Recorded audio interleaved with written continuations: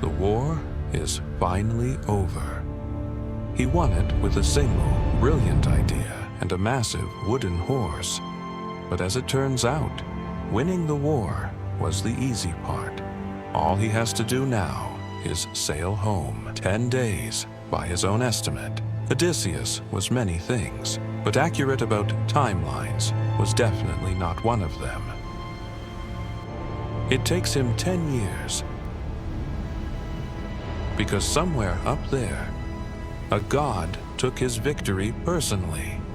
See, Odysseus insulted a god's son, and gods hold grudges much longer than mortals hold grief.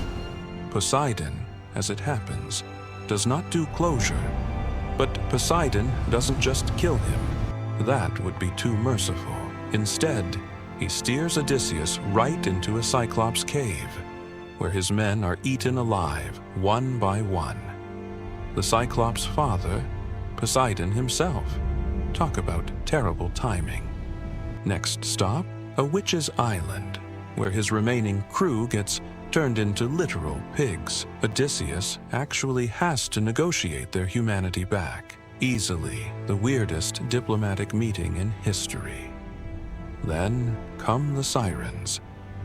Creatures whose song is so beautiful, sailors will literally sit and starve to death just to keep listening. He survives that by having his crew tie him to the mast, like a man who absolutely does not trust his own willpower. Smart, but highly concerning. Next, a 6-headed monster claims 6 more of his men. It wasn't a mistake. It was the calculated cost of saving the rest of the ship. Odysseus did the math, and the math was grim. And then comes the cruelest test of all. A beautiful goddess offers him total immortality. No aging, no dying, no more suffering.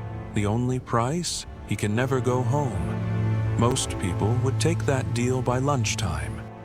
But Odysseus says no. Let that sink in for a second.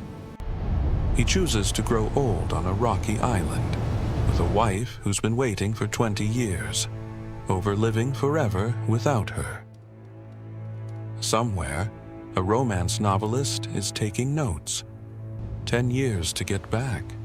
But it turns out, home wasn't the reward. It was the choice. And the hardest part? Proving he was still the same man who left. Want to meet the monsters who tried to break him? Hit follow. Part 2 is coming.